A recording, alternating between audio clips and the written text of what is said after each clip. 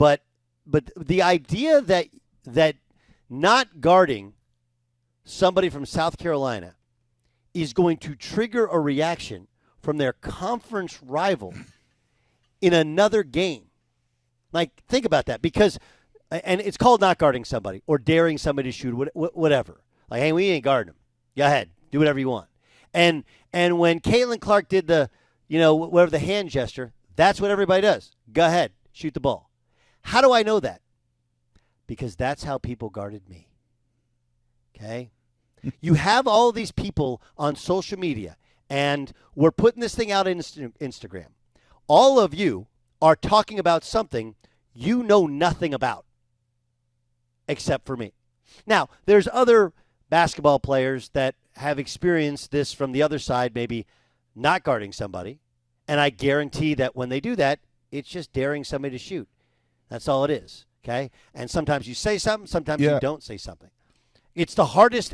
It's incredibly difficult because most people who are poor shooters and you guard like this, it's not like you're what was the Gilchrist Alexander? No. What was that? What was the kid from Kentucky who had the busted jump shot, who helped win them a national title? And he was drafted. Bledsoe? Was it Bledsoe? No, not Bledsoe. No. He has the completely busted jump shot. Oh, jeez. In 2012.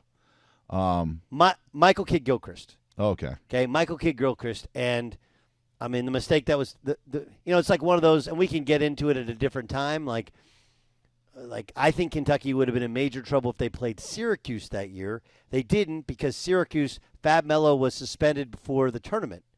Right? Syracuse was one of the top teams in the country. Their center was suspended for the tournament. Syracuse 2-3 zone. Kentucky had no shooting. Right? Michael Kidd Gilchrist can't shoot. Anyway, that's how they guarded Rondo.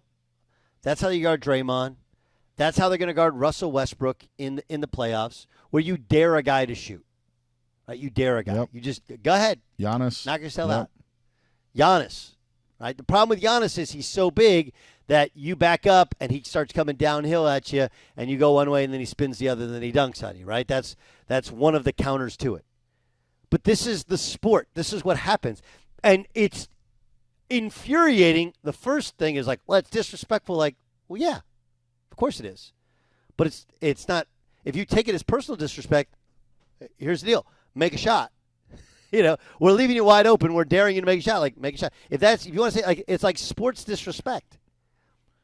And I think help me out with this, Dan. I think I've nailed what's going on. Okay. Yeah, I agree. I agree with a lot of what you said. And it's not whether I agree with you or not.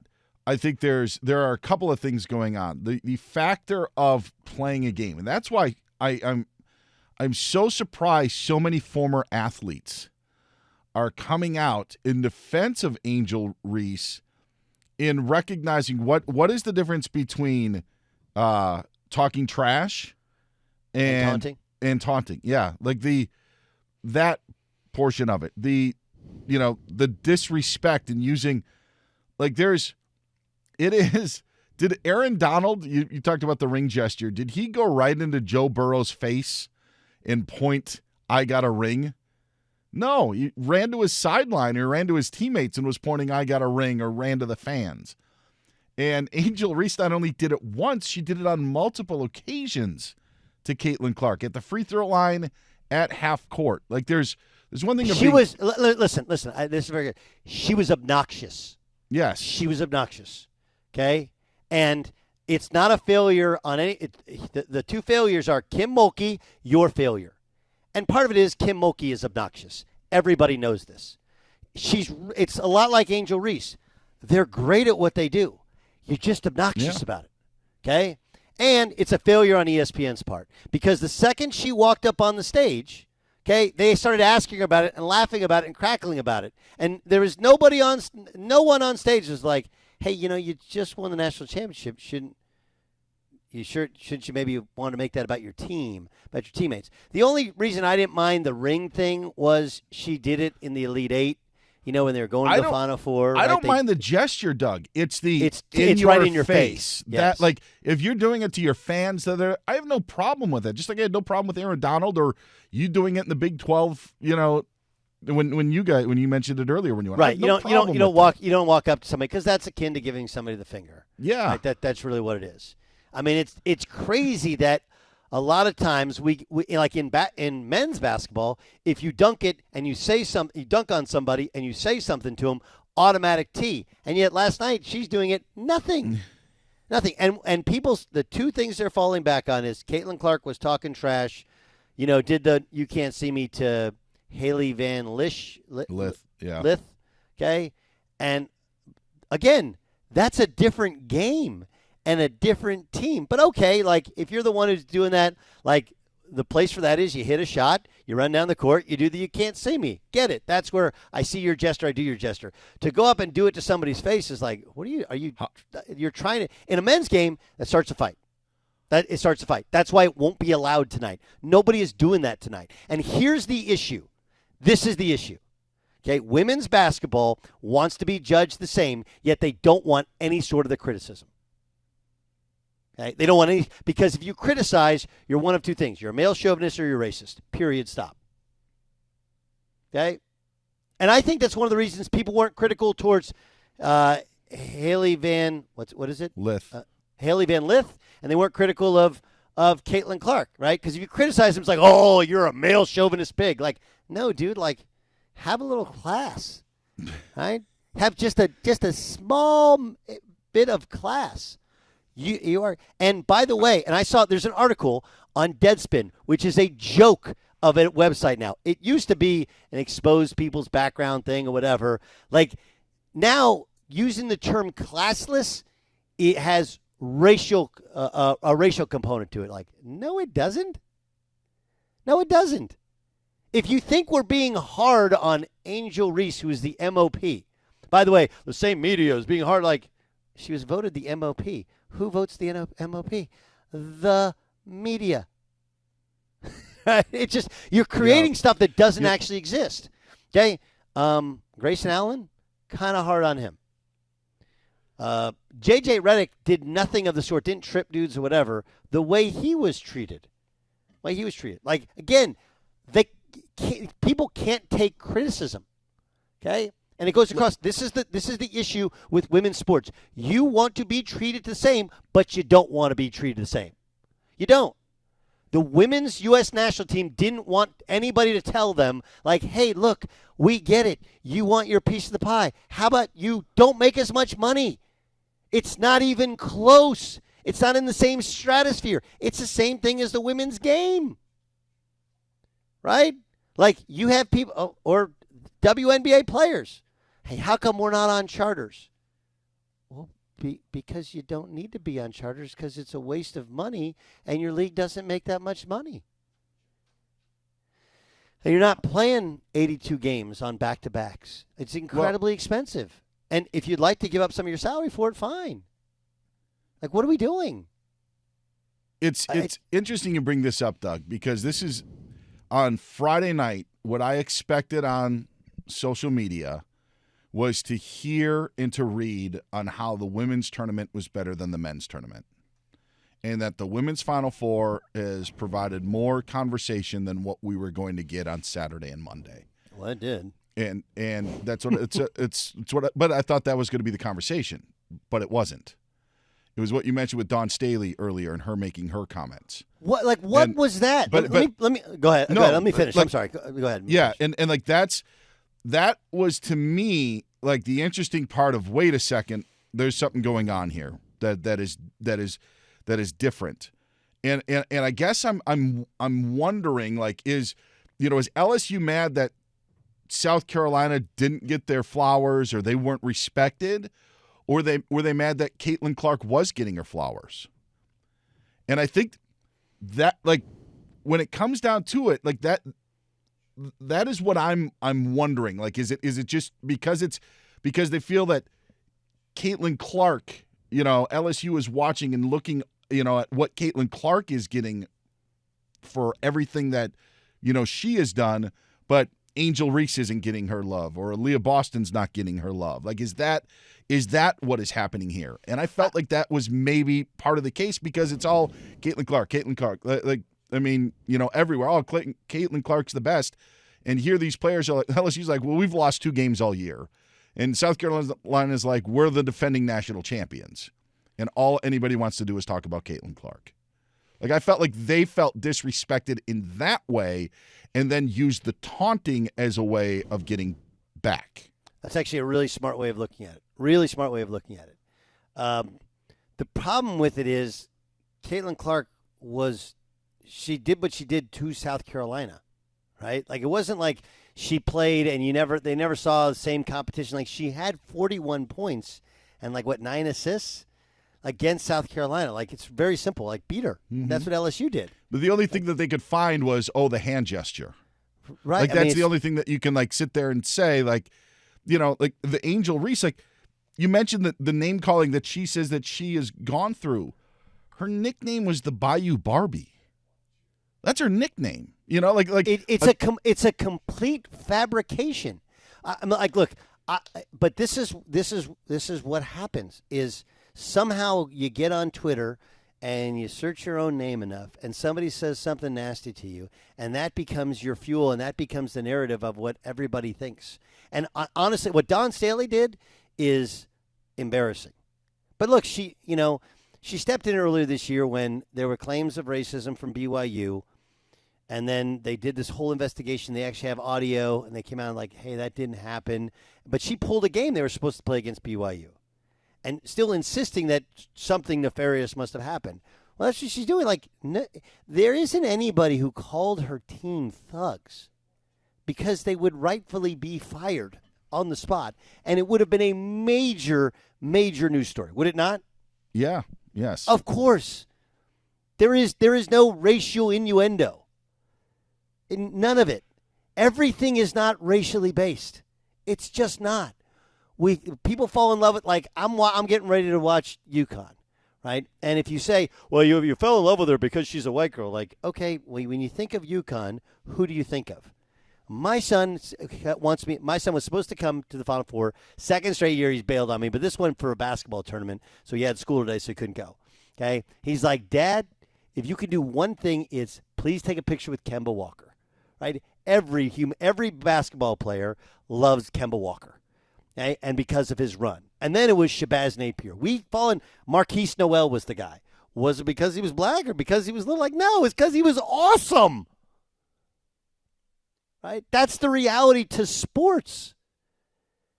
Right? That Caitlin Clark is the new age Steph Curry. Steph Curry happens to be black.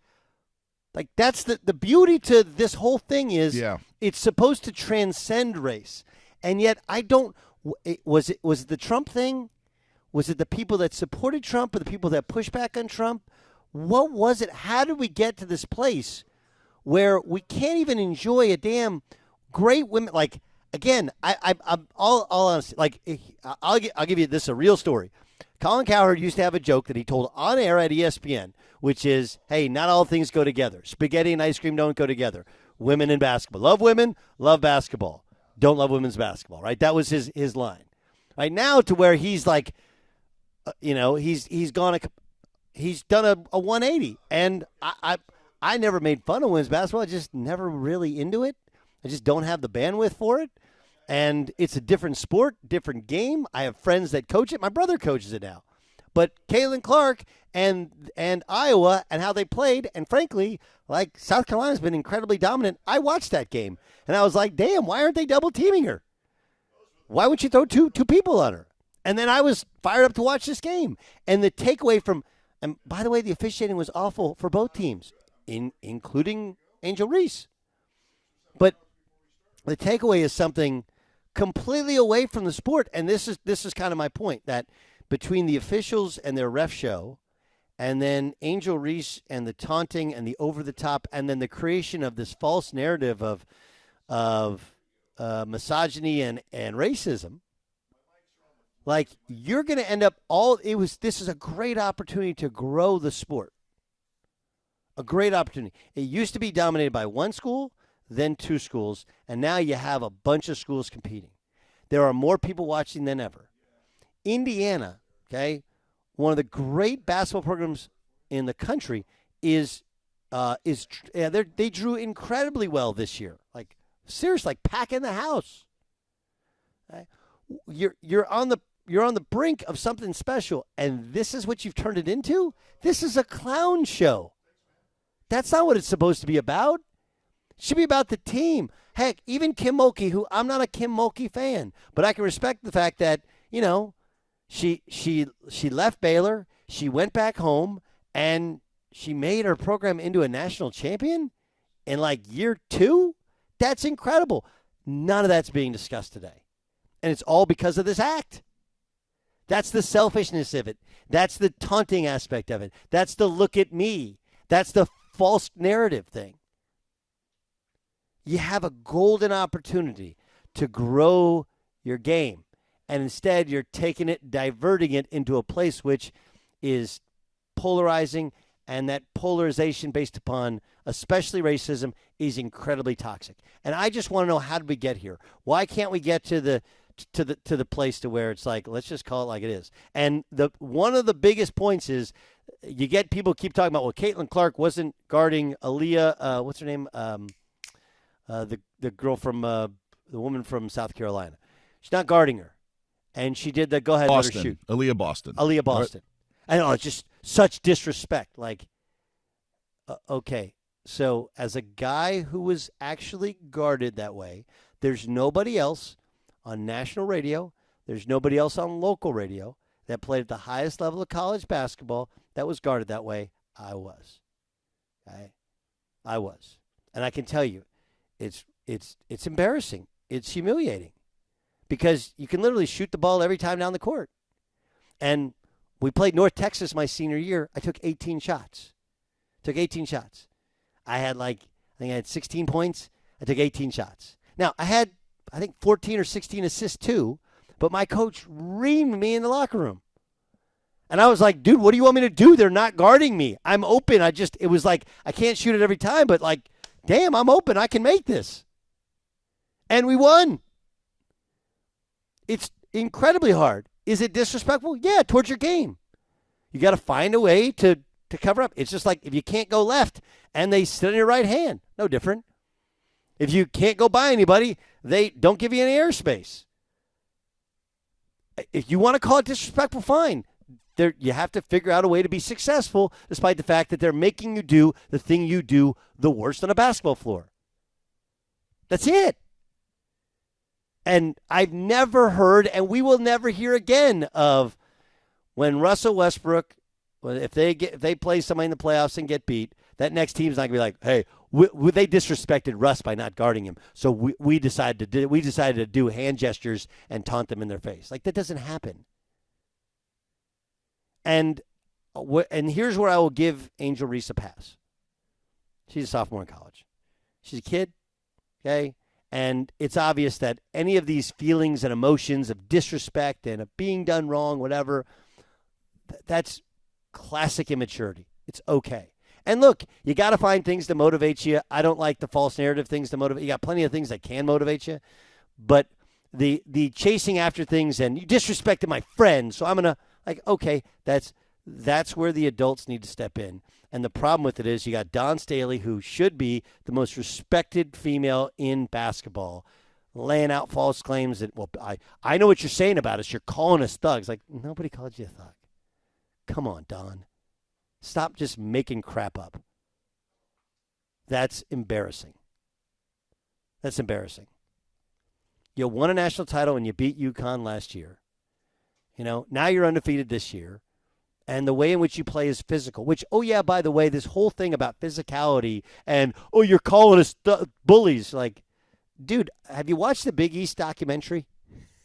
It's like a badge of honor to be the most physical team. Whoever wins tonight, going to be the most physical team. Right? That's what you do. You impose your will upon a team. But if you want to take everything to be negative context, if you want a negative, if you want to take anything to be, you can take anything to be a negative, right? Like the perfect example of it is when you're in a bad relationship, when you're in a bad relationship, you see your wife or your girlfriend and it's bad, and you go like, "Man, you look beautiful today." Oh, only today? It's like, oh. Or you say, "You look beautiful." Like, yeah, okay, all you care about is my physical looks. Like, I can't. You. This is. And by the way, this is a woman thing, right? They just like I can't do it. I can't do it. Oh, it's just about my physical appearance. It's not about my inside. Like, well, you're beautiful inside out. Well, how would you know that? You just saying that because I said you didn't say it. Like, dude, I can't. What do you want me to do here? What do you possibly want me to say? I'm trying to give you a compliment.